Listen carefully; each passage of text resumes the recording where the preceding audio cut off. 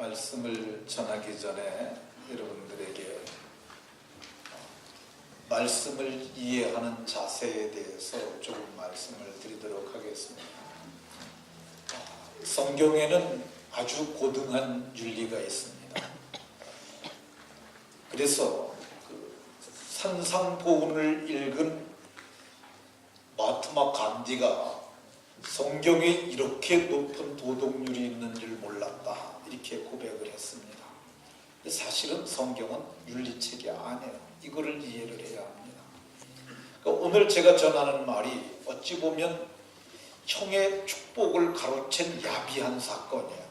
그러니까 이거를 윤리저작대로 보면 안 된다는 겁니다. 제가 제일 처음에 예수 믿은 교회에서 청량리 제1교회라는 교회에서 부흥회를 와서 해줬어요. 동네 사람을 다 모셔다 놓고, 그때 아주 훌륭하신 목사님인데 그분 목사님이 마태복음 8장의 말씀을 강론하셨어요. 내용이 이런 겁니다. 제자 중 하나가 내 아버지가 죽었는데 장사하는 것을 허락해 주십시오 그랬더니 그 죽은 자들로 하여금 장사하게 하고 너는 나를 쫓으라. 동네 사람들이 그 말을 듣고 애비도 장사 지내지 못하게 하는 종교가 무슨 종교냐고 많은 사람들이 기독교를 배척했어요. 근데 거기서 그 뜻은 그게 아닌데, 그리고 거기서 그런 말씀을 전하시는 것은 덜 적절했는데 그런 생각이 좀 들었습니다. 그러니까 오늘 제가 전하는 말씀이 이게 성경이라는 책이 구원을 얻기 위한 책이라는 걸 우리가 먼저 이해를 해야 합니다. 구약이라고 그러잖아요. 구약. 그게 오래된 약속인데 하나님이 구원자를 보내시겠다는 약속이고요. 신약은 오신 예수님, 약속하신 그분이 오셔서 이루신 새 약속이에요. 그러니까 언약의 책이라는 것을 기억해야 하고요. 이 요한복음에 보면 성경을 기록하는 것은 너희로 생명을 얻고 영생을 얻게 하렴이라는 그 말씀을 기억을 해야 합니다. 그러니까 오늘 이 시간 말씀에 오해가 없으시기 바랍니다. 자, 말씀의 제목은 축복받은 야곱입니다. 한번 따라 하십시다. 축복받은 야곱. 네, 옆 사람과 서로 인사하면서 이렇게 서로에게 복을 빌어줍니다. 이삭처럼 축복하고 야곱처럼 축복받는 사람이 됩시다.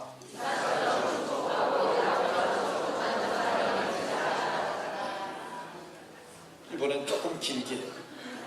이삭처럼 축복하고 야곱처럼 축복받아 복을 누리고 나누고 전하는 사람이 됩시다.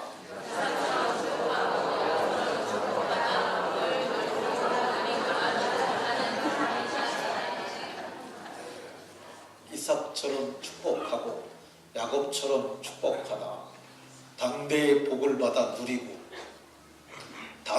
다음 세대에는 나누고 전해주는 복 있는 분들이 다 되시길 예수님 이름으로 축원합니다.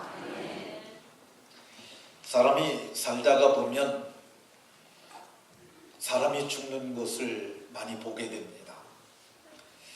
병들어 죽어가는 사람을 보면서 병들면 나도 저렇게 죽을 수도 있겠구나 그 생각합니다. 사고로 죽는 사람을 보면서 나도 사고 나면 저렇게 죽을 수 있겠구나 그 생각 듭니다. 오래 살다가 늙어서 노환으로 죽는 사람들을 보면 나도 늙으면 결국은 저렇게 죽게 되겠구나 그렇게 생각이 듭니다. 성경의 믿음의 조상이라고 불리우는 아브라함은 175세에 죽습니다. 그의 아들 이삭이 75세가 되던 해 죽은 거예요. 그러니까 아브라함이 100세에 이삭을 낳았으니까 그러니까 아버지가 175세니까 그는 75세에 죽은 거죠. 이 이삭이 오랜 세월을 삽니다.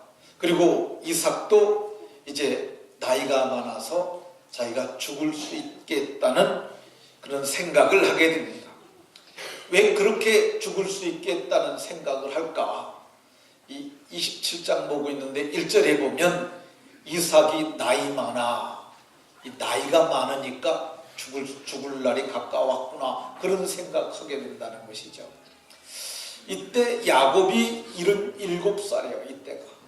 그러니까 이 야곱을 60세에 낳았으니까 137살 때라고 할 수 있습니다. 137살 먹었을 때 내가 이제 나이가 많아서 죽을 수도 있겠구나 그 생각했어요. 왜 죽을 거라고 생각을 했느냐 하면 가장 중요한 몸의 기능 중에 하나인 눈의 기능을 잃었어요. 그래서 눈이 어두워 잘 보지 못하더니 갑자기 이게 잘 덜 보이더니 마침내는 안 보이게 되는 거예요. 근데 이게 하나의 기능을 잃게 되면 야, 나 이러다 죽는 거 아니야 그 생각 듭니다. 눈의 기능이 떨어지고 귀의 기능도 떨어지고 관절도 약해지고 그러게 되면은 죽을 것 같다는 생각이 듭니다. 왜 죽을 것 같다는 생각이 드느냐? 하나님이 그에게 의식을 넣어줬어요. 그렇게 기능을 잃어도 죽을 것 같다는 생각을 안 하는 사람도 많은데 이 야곱이 죄송합니다. 이삭이 2절에 보면 27장 2절에 보면 내가 이제 늙어 어느 날 죽을는지 알지 못하니. 근데 사실은 이삭이 이 사건 있고 43년을 더 삽니다. 이삭이 그렇게 오래 살 줄은 자기도 몰랐을 거야. 근데 이제 늙어서 어느 날 죽을지 알지 못하겠다 이렇게 고백을 하는 것을 볼 수 있습니다. 근데 사실 사람이 임박한 종말의 의식, 개인의 종말이죠. 임박한 죽음의 의식을 갖고 그렇게 그런 임박한 죽음의 임상 경험을 하는 것은 의식의 경험이라 할지라도 실제로 몸은 안 죽고 의식적으로 다 죽음을 경험할지라도 이건 사실 근데 영적 건강이나 육적 건강에 저는 그리 나쁘지 않다고 생각이 듭니다. 이 임박한 죽음 의식을 가지고 오늘 성경을 보면 이삭이 자식을 축복하겠다고 말을 해요. 내가 죽기 전에 이거는 꼭 하고 죽어야겠다. 여러분들도 그러고 있잖아요. 나 죽기 전에 이건 꼭 해결하고 죽어야겠다. 근데 이삭은 내가 죽기 전에 꼭 해야 할 것이 있다고 말을 했는데 그게 뭐냐면 자식을 축복하고 죽어야겠다는 거예요. 그러면 이삭이 축복했던 그 축복이 무엇인가를 한번 먼저 살펴보도록 하겠습니다. 먼저 이 축복이라고 하는 용어 개념이 우리나라에 지금 많이 혼동되어 있기 때문에 제가 이거를 정리한 후에 이어서 말씀을 하도록 하겠습니다. 축복이라고 하는 단어가 가장 잘못 사용되는 때는 기도할 때라고 생각이 들어요. 하나님, 내 아들을 축복해 주시옵소서. 하나님, 김집사를 축복해 주시옵소서. 우리 그런 기도 많이 하잖아요. 큰 교회 목사님도 그래요. 하나님, 이 성도들을 축복하여 주시옵소서. 근데 이게 틀리냐 맞냐? 저는 단호하게 틀린다고 얘기를 합니다. 그렇게 하면 안 된다고 말해요. 아니, 큰 교회 그렇게 유명한 목사님이 그렇게 하시는데 그게 틀리냐? 틀립니다. 왜 틀리냐면 하나님은 축복하시는 분이 아니기 때문에 그렇습니다. 하나님은 축복하시는 분이 아니에요. 그럼 뭐라고 그래야 맞냐? 하나님 복 내려주세요.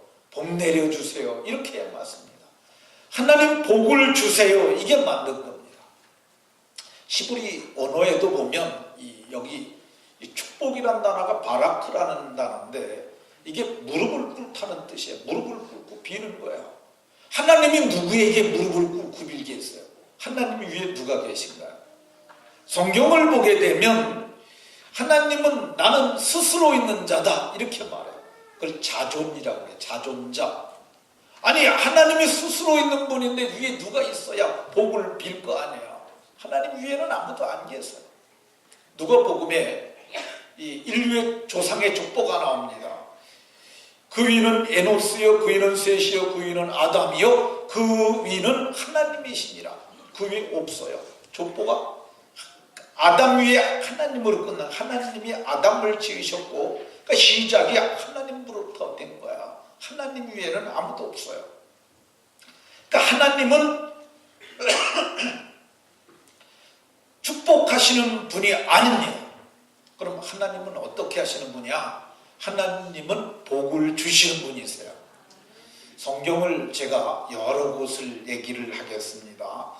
창세기 1장 22절에 하나님이 그들에게 축복해 주시며 이렇게 쓰였습니까? 하나님이 그들에게 복을 주시며 이렇게 쓰였습니까? 복을 주시며.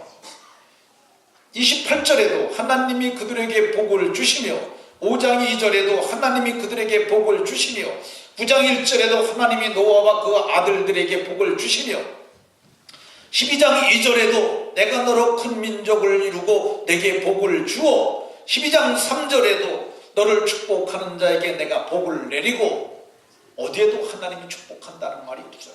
그러니까 창세기 지금 12장까지만 살펴봤는데도 성경이 이렇게 쓰여 있잖아요. 이게 하나님은 축복하시는 분이 아니라 복을 주시는 분인 줄로 깨달으시기 바랍니다. 그럼 하나님은 어떤 분이냐? 그러면 축복은 누가 하느냐? 축복은 사람이 하는 거야, 사람이. 이 창세기 12장 3절을 보면은 너를 축복하는 자에게 내가 복을 내리고, 너를 축복하는 자, 이게 아브라함이에요. 아브라함을 축복하는 자, 이게 우리 한문으로 놈자네, 사람을 뜻하는 거잖아요.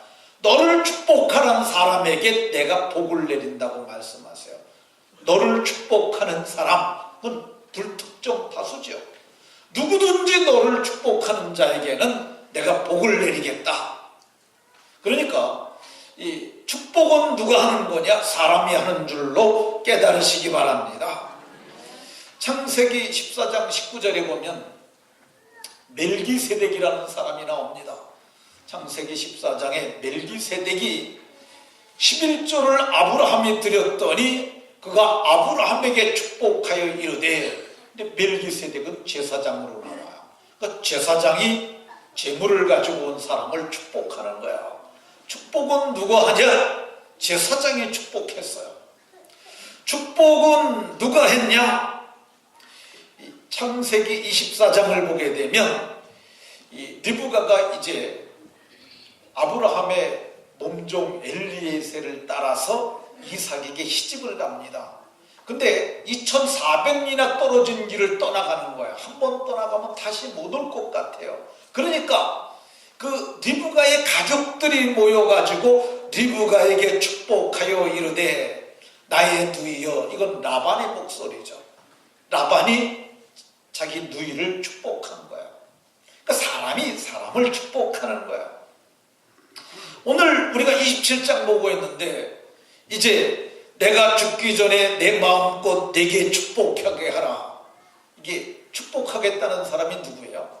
이삭이죠. 이삭이 내가 죽기 전에 내 마음껏 내게 축복하게 하라. 축복하는 건 이삭이, 사람이 이삭이 에서에게 축복하겠다고 말을 해요.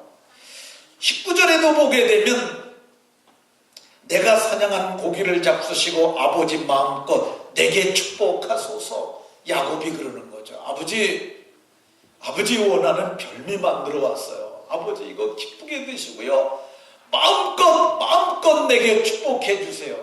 이 축복은 누가 하는 거냐? 아버지가 할 수 있는 거야. 성경을 보면 오늘 우리가 봉독한 마지막 절에 이 분별하지 못하고 이삭이 야곱을 축복하였더라. 아버지가 그 아들 야곱을 축복하였더라고 이렇게 말하고 있습니다. 축복은 누가 하는 거냐? 보편적으로 제사장이 축복을 하고요. 누가 축복을 하느냐? 보편적으로 아버지가 축복합니다. 우리 교회는 송구영신 예배 때 제가 여러분들에게 다 축복해 줄 수 없으니까 이제 달력을 하나씩 갖고 들어오라고 그러고, 그리고 온 가족이 한 자리에 앉으라고 그러고, 그래서 먼저 아버지가 아내를 축복합니다. 그러니까 그게 질서예요, 질서.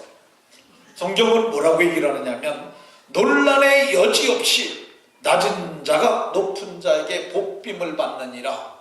이번에는 축복을 받느니라. 옛날엔 복빔이라고 번역을 했는데 낮은 자가 높은 자에게 축복을 받느니라. 이게 복의 질서예요. 자식이 아버지를 축복하지 아니하고 아버지가 자식을 축복하는 거야. 그래서 남편이 아내를 축복하고, 그리고 아내가 아내에게 남편을 축복해 주라고 그래요. 자식들도. 근데 함께 기도하는데 그때 머리에 손을 얹지 말고 가슴에 손을 얹고 기도해 주라고 얘기를 해요.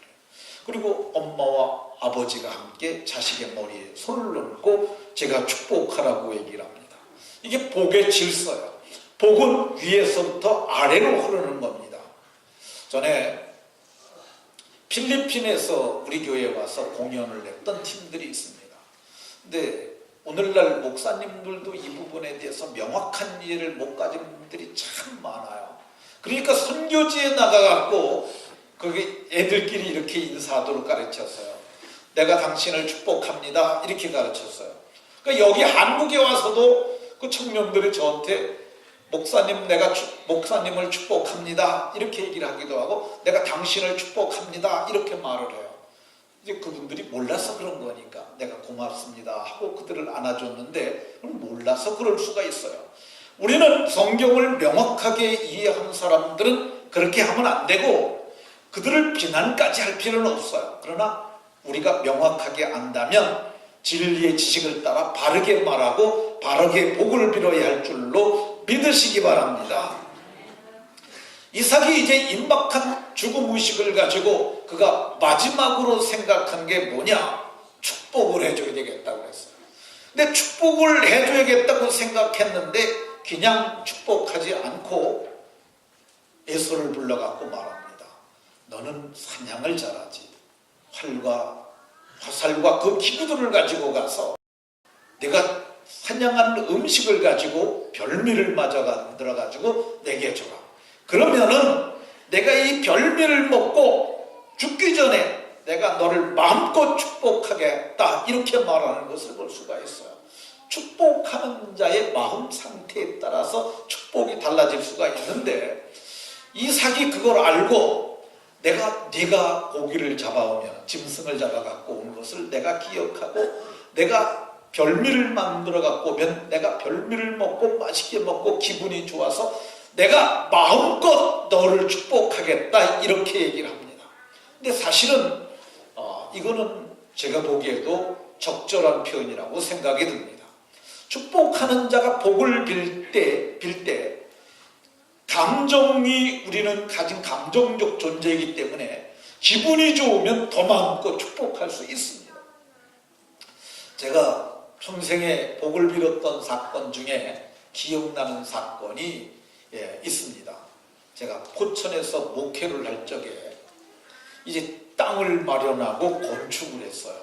예배당을 지었는데 참 어려운 가운데 졌어요. 정말 성도들이 어렵게 연보를 했고, 그리고 우리가 벽돌을 전하르면서 그렇게 해서 2층짜리 예배당을 완공을 했어요. 사실은 완공이 아니라 미완성인데 우리가 그냥 입당을 했어요. 근데 마지막으로 작업해야 될 부분 중에 하나가 뭐냐면은 이 매지를 넣어야 해요. 매지가 뭐냐면은요, 이 벽돌, 여기 벽돌 있지 않습니까? 근데 이 벽돌과 벽돌 사이, 이게 시멘트로 쌓잖아요. 근데 요 사이가, 요 사이를 예쁘게 이렇게 마무리 작업하는 걸 매지라고 얘기해요. 근데 이 매질을 하는 비용이 한 250만 원 정도 소요가 되는데, 이거를 하는 이유가 뭐냐면 비가 와도 빗물이 스며들질 않아요. 저걸 하면. 그리고 저거를 해야 벽돌 싸시는 분들이 뭐라 그러냐면 화장한다고 그래요. 화장. 마지막으로 저걸 딱 발라놔야 건물이 쫙 산뜻하게 살아납니다. 저걸 못하고 입당을 했어요. 근데 어떤 집사님이 지나가다가 들렸어요. 그러면서 말하기를, 이거를 마무리를 하셔야 되지 않느냐. 지금 저희가 형편이 안 돼서 마무리 못했습니다. 그랬더니 그분이 얼마 있다가 돌을 가지고 왔어요.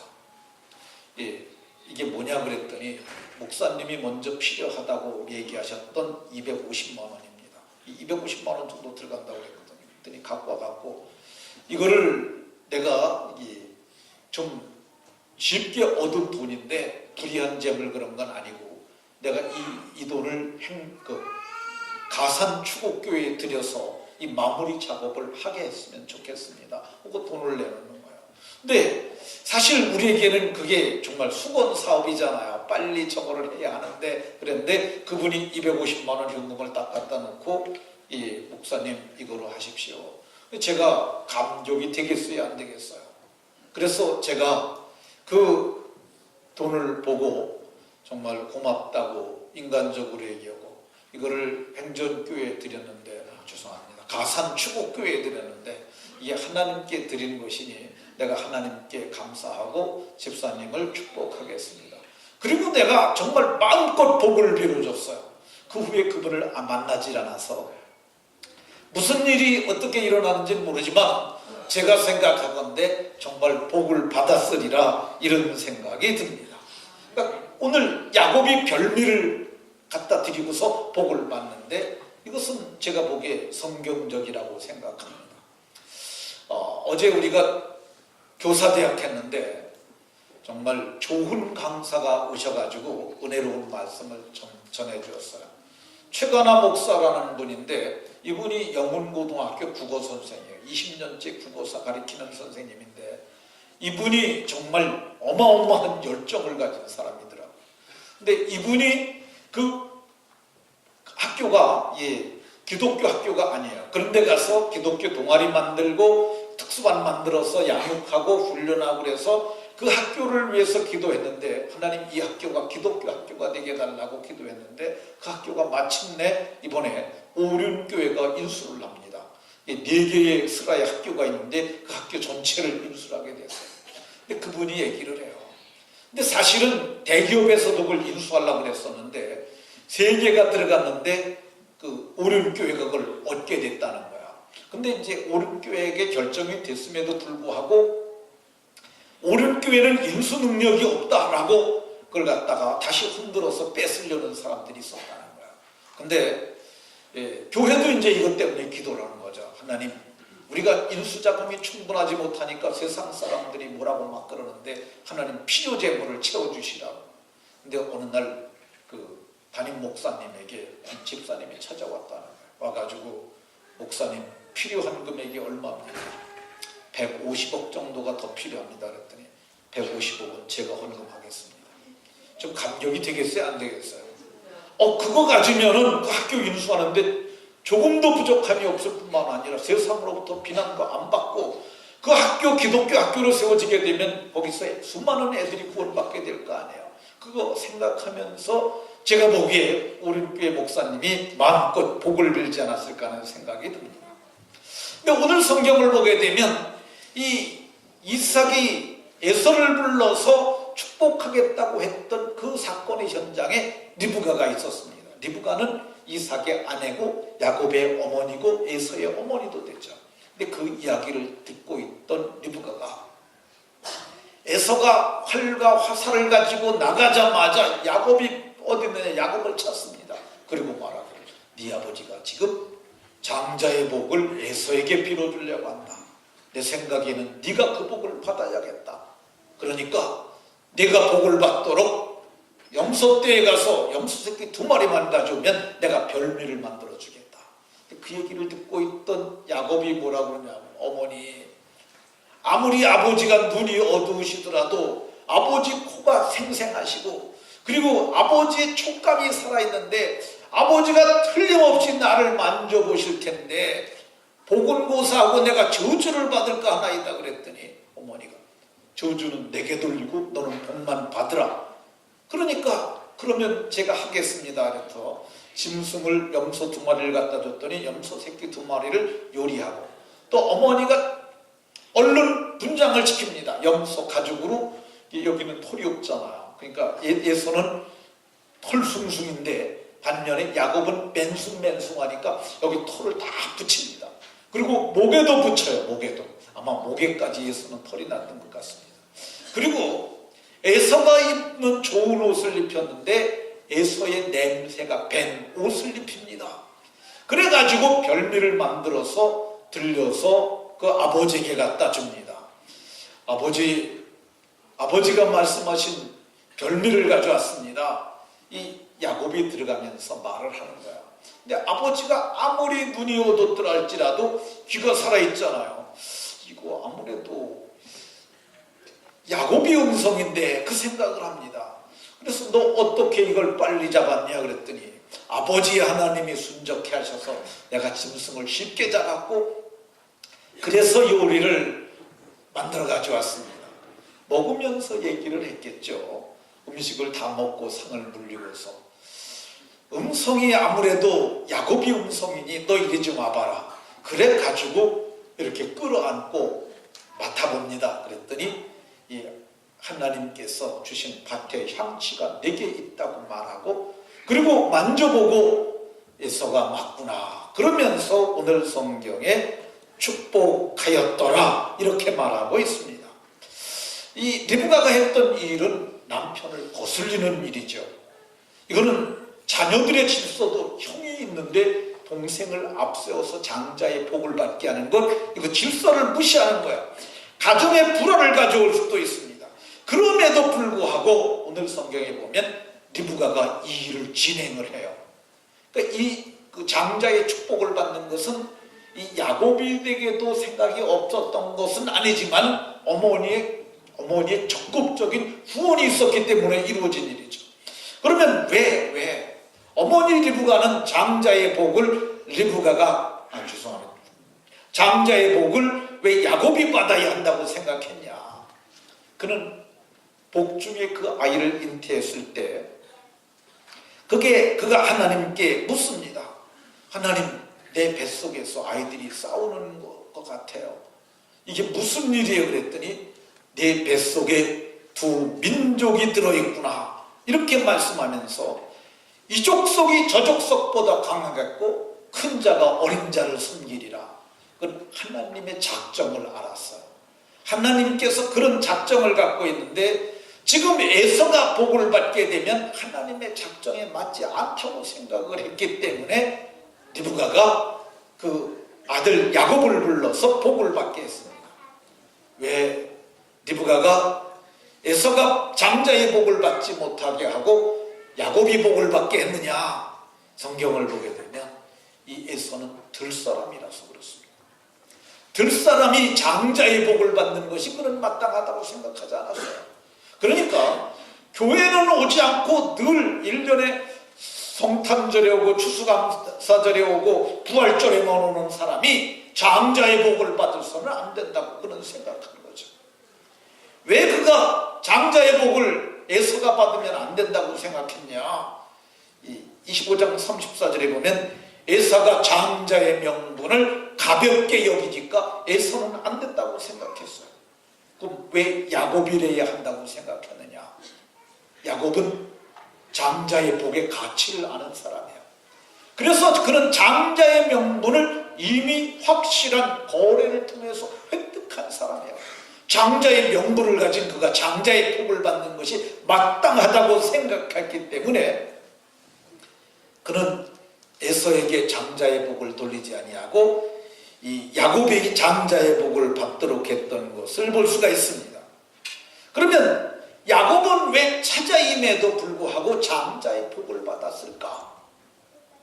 그것은 장자의 복의 가치를 알았기 때문입니다.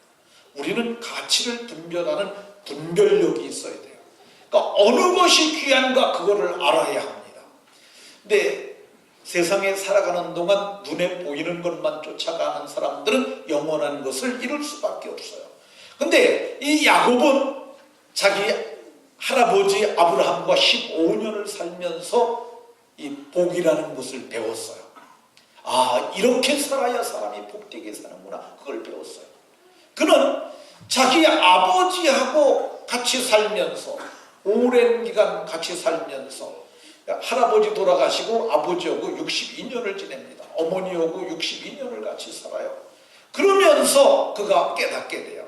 아, 자기가 77세가 되던 해 이 사건이 일어나니까 이것이 정말 귀하구나 깨닫게 됩니다. 성경을 보게 되면 그 사람이 그러했기 때문에 장자의 복을 받게 되는 줄로 믿으시기 바랍니다. 야곱이 왜 장자의 복을 받느냐? 장자의 복을 받기 위해서 나아갔기 때문입니다. 나아가는 게 굉장히 중요해요. 어머니가 권해도 안 나가는 사람들 많습니다. 제가 이제 한꺼번에 축복해 줄 수 없기 때문에 매년 첫 주간을 축복성회로 엽니다. 그래서 새벽마다 오시면 축복해 주겠다. 그래도 상당수가 안 오세요. 소수만 오세요. 오셔서도 강대상으로 올라오라고 하면 안 올라오세요. 어디까지. 그래서 제가 얘기하는 게, 그러면 앞자리라도 나와 앉아 계시라. 그래서 제가 앞자리에 앉으신 분들을 축복을 해요. 근데 오늘 성경을 보면 이 야곱은 어떡합니까? 어머니가 그런 얘기를 하니까 별미를 들고 아버지 앞에 위험한 자리까지도 나가지 않습니까? 복을 사모하는 마음이 있어야 복을 받게 되는 줄로 믿으시기 바랍니다. 이 야곱이 얼마나 복을 사모했느냐? 이 장자의 명분을 얻기 위해서 노력하고 얻지요. 장자의 축복을 받지 않습니까? 뿐만 아닙니다. 그가 야복강에 섰을 때 자기 형 에서가 400명의 사람을 이끌고 온다고 그래요. 그래서 자기의 가족들을 갖다 몽졸이 요단강을 건너게 합니다. 그리고 그가 그 강가에서 부르짖기도 합니다. 야복강가에서 그가 부르짖어 하나님 앞에 기도하는데 어떤 사람이 꿈이 아니라 현실 속에 나타난 거야. 그가 씨름을 하는데 보니까 이분이 하나님의 사람이라는 걸 압니다. 새벽이 되니까 나로 가게 하라. 그러니까 내게 축복하지 않으면 내가 가게 하지 아니하겠나이다. 그러니까 나로 가게 하라. 심각을 하다가 좋다, 내가 너를 축복하마. 그에게 복을 빌어주고 내 이름을 이제는 발목을 잡은 자 야곱이 아니라 하나님을 이긴 자 이스라엘이라 하라. 이렇게 얘기를 하고 그가 하나님께 복빔을 받고 그가 이제 하나님의 사람에게 복빔을 받고 그가 이제 거기를 지나가면서 분이엘이라고 하나님의 얼굴을 대면하여 보았다. 이렇게 말했던 것을 볼 수가 있습니다. 그러니까 축복을 가치를 알고 축복을 사모하는 자들이 복을 받게 되는 줄로 믿으시기 바랍니다. 그러니까 믿음으로 축복했더니 믿음으로 축복을 받았더니 어떤 일이 일어났을까? 어떤 사람들은 복을 받으면 금세 복이 10배로 나타날 줄 알아요. 축복기도 받으면 당장 무슨 좋은 일이 일어날 줄로 생각을 해요. 그건 그렇지는 않습니다. 왜 그러냐면 이 복을 비는 것은 씨를 뿌리는 것과 같아요. 씨를 뿌리면 싹이 나고 꽃이 피고 열매를 맺히기까지 기간이 상당 기간 소요됩니다. 말씀을 깨닫잖아요. 깨닫는 게 복이에요. 그러면 내가 그 시간에 복을 받은 거야. 그러나 그것이 증거로 나타나기까지는 상당 시간이 지나야 합니다. 근데 오랜 시간이 지나고 축복받은 야곱이 어떻게 되느냐? 족보에 에서가 빠지고 야곱이 들어갑니다. 마태복음 1장 2절에 보면 아브라함은 이삭을 낳고 이삭은 에서를 낳고가 아니고 야곱을 낳고 야곱은 유다와 그의 12형제를 낳고 이렇게 성경이 기록합니다. 그러니까 에서가 들어가야 하는데 에서가 빠져버렸어요. 왜 그러냐? 장자의 명분과 장자의 축복을 그가 받았기 때문에 그렇습니다. 지난 주간에도 말씀드렸습니다만은 혈연의 관계에서는 에서가 육신의 형이기 때문에 앞에 서지만은 그 후부터 모든 순서가 이 야곱과 에서 이렇게 질서가 바뀐 것을 볼 수가 있어요. 그러니까 축복을 사모하니까 복을 받게 되는 줄로 믿으시기 바랍니다. 믿음으로 야곱을 축복했더니 어떤 일이 일어나느냐? 야곱이 낳은 12아들이 이스라엘이 됐어요. 그러니까 이스라엘 백성이라고 그러잖아요. 그게 야곱이 낳은 12아들 때문에 그리 된 줄로 깨달으시기 바랍니다. 성경을 보게 되면 이 야곱이 축복을 받았더니 어떤 일이 일어나느냐? 그의 후손들이 잘 됐어요. 성경을 보면은 이 창세기 35장 11절에 내가 복을 받았으므로 내게서 왕들이 나오고 총회가 나오고 왕들이 내 허리에서 나오리라. 근데 이 말했는데 야곱의 자손들이 유다 왕국의 모든 왕들이 야곱의 태생들이에요. 이게 놀라운 일 아닙니까? 야곱의 자손들이 모두 왕이 됩니다. 그리고 이스라엘 총회가 거기 야곱의 허리에서 나오게 됐어요. 뿐만 아니라 당대의 복을 받는데 이 축복받은 야곱이 외삼촌 라반의 집에 갈 때가 77살이에요. 7년 동안 머슴살이를 합니다. 라헬을 사랑했는데 7년을 수일같이 여겼다고 얘기를 해요. 7년을 수일같이 여기면서 그래서 머슴살이 끝나고 결혼식 하는데 보니까 이 자기가 사랑했던 여인 라헬이 아니라 아침에 일어나 보니까 그의 언니였어요. 삼촌이가 따집니다. 삼촌, 이게 무슨 일이십니까? 내가 라헬을 위하여 7년을 봉사했는데 어찌하여 리아가 내 방에 들어와 있는 겁니까? 그랬더니 우리 지방에서는 언니를 보내지 아니하고 동생을 먼저 보낼 수 없다. 풍俗이 그러하니까 일주일 뒤에 다시 라헬을 내게 줄 테니 내가 라헬과 동침하고 이번에는 레아를 위하여 7년을 더 머슴살이를 해라. 그래서 14년을 머슴살이를 합니다.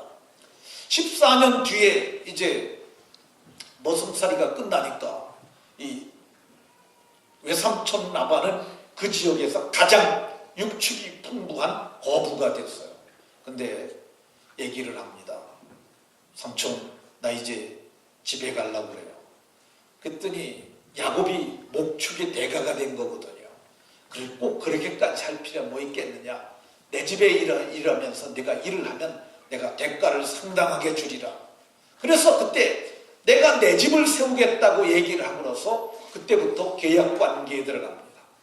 외삼촌 라반이 야곱이 내걸었던 그 조건을 10번이나 뒤집습니다. 10번이나 변형하였지만은 마침내 성경을 보게 되면 이 라반의 소유로 인하여 거부가 되었다. 성경은 그렇게 얘기를 합니다. 창세기 31장 1절에 저거는 개역 개정판이고 개역 성경에서는 이같이 거부가 되었다 얘기를 하는데 거부가 재벌이라고 그러지 않았습니까? 그러니까 자기가 자기 외삼촌에게 삼촌 나도 이제 내 집을 세워야 되지 않겠습니까? 라고 뜻을 정하고 일을 했더니 6년 만에 거부가 됐습니다. 6년이면 충분합니다. 지금 형편이 좀 어려우신 분들이 계셔도 지금부터라도 뜻을 정하고 믿음으로 살게 되면 6년이면 뒤집어지는 역사가 일어날 줄로 믿으시기 바랍니다. 제가 실제로 한 번 얘기를 하겠습니다. 전에도 한 번 얘기를 했는데 이번엔 6년에 초점을 맞춰서 얘기를 하겠습니다. 지금으로부터 7년 전에 우리 교회 장로님, 권사님 부부가 오셨습니다. 그분이 이원호 장로님, 정혜성 권사님입니다. 그분들이 우리 교회에 오셨는데 그분들에게 이제 등록을 했으니까 신방을 하잖아요. 신방을 하려고 그랬는데 그 권사님이 그래요. 목사님, 신방을 좀 밀어주세요. 그게 왜 그러냐니까 집이 초라해서 안 된다. 아니 집이 초라하면 어떠냐고. 거기도 장로님 사시는 집안이냐 했더니 안 된대요. 나중에 내가 끈질기게 물어봤더니 저희 원룸 살아요. 원룸은 그러니까 독신자들이 혼자 살거나 그리고 아주 다 망가져갖고 있을 처소가 없는 사람들이 마지막 가는 장소가 주로 원룸입니다. 거기는 괜찮은 사람들은 절대 안 살죠. 원룸은 방이 하나 있고 거기 화장실 있고 경우에 따라서는 거기다 주방이 있고 그러니까 방이 하나야. 그래서 원룸입니다. 그 원룸에 테이블 싱크대 하나, 화장실 하나죠. 그게 꽤 어려우신 거죠. 그러니까 그분이 오지 말라고 그러셨어요. 근데 그분들이 마지막으로 다 정리하시고 그러고 온 거예요. 근데 결심을 하셨어요. 그분들이 이제 믿음으로 살겠다고 결심을 한 거죠. 진짜 어금니 꽉 깨물고 하신 것 같아요. 왜 그러냐면은 새벽기도 안 빠지시고 그거 쉽지 않잖아요. 새벽기도. 그리고 또 11조를 온전히 드리려고 애를 쓰셨어요. 그리고 또 뭐 했냐면은 제자훈련. 우리가 우리 교회의 커리큘럼이 요즘에는 좀 제가 간편히 줄였습니다만은 2년을 넘게 해야 돼요. 근데 그거를 장로님들 좀 되면은 이 교육받는 거 싫어하세요. 그리고 가능하면 받으라 그러면 이거 뭘 받으라 그러냐고 우리한테까지 그러시는데, 아니 초신자처럼 열심히 하시더라고. 숙제도 잘 해오시고 얼마나 정말 애를 쓰시는지 몰라. 힘을 다해서 섬기셨어요. 근데 얼마 되지 않아서 신방해달라고 그러셨어요. 왜 그러냐니까 집 한 칸 마련했다고. 근데 보니까 산 밑에 땅을 사셔가지고 거기다가 집을 하나 마련하신 거예요. 거기다가 간판도 달고 산 밑에 지금도 산 밑에 나세요. 근데 그걸 하셔가지고, 근데 그분들 중심이 어쨌든 하나님을 사랑하고 성도 사랑하는 그 중심으로 꽉 차 있으세요. 우리가 이제 여름 되면은 거기 가서 많이 식사들 했는데, 집 뒤 전체를 갖다가 거기를 갖다가 여기다가 뭐 테이블 만들어 놓고 뭐 해가지고, 아니 뭐 한 40명 정도는 식사할 수 있는 공간을 마련했어요. 장사하려고 그런 거 아니고, 뭐 집이 다른 사람 초대하려고 그런 게 아니라 우리 교회 사람들 거기 와서 음식 드시게 하려고 그걸 의도적으로 그렇게 만드셨어요. 이게 하나님이 제가 보기에 기뻐하셨던 것 같아요. 근데 어느 날 권사님이 이런 얘기를 하세요. 목사님, 저 청소 좀 하려고 그럽니다. 근데 양천 환경이 그게 환경업체이기 때문에 청소를 쉽게 같은 사업자를 갖고 할 수 있었던 것 같아요. 그래서 빌딩의 계단 청소를 시작하시더니 학교의 청소를 또 시작하셨고요. 그리고 아파트 청소를 시작하시고, 근데 아파트가 입주를 많이 하잖아요, 주변에. 그러니까 아파트에 가서 입주 청소를 또 하기 시작을 하시고, 그걸 하시면서 인테리어를 또 손을 대기 시작을 했어요. 예, 보니까 몇 년 전부터 11조를 매달 200만 원씩 하세요. 그래서 이 적은 게 아니잖아요. 그래서 제가 어느 날 불렀습니다. 실제로 소득이 2천만 원이 되셔서 200만 원을 하시는 겁니까? 그랬더니 믿음으로 하신다고, 믿음으로.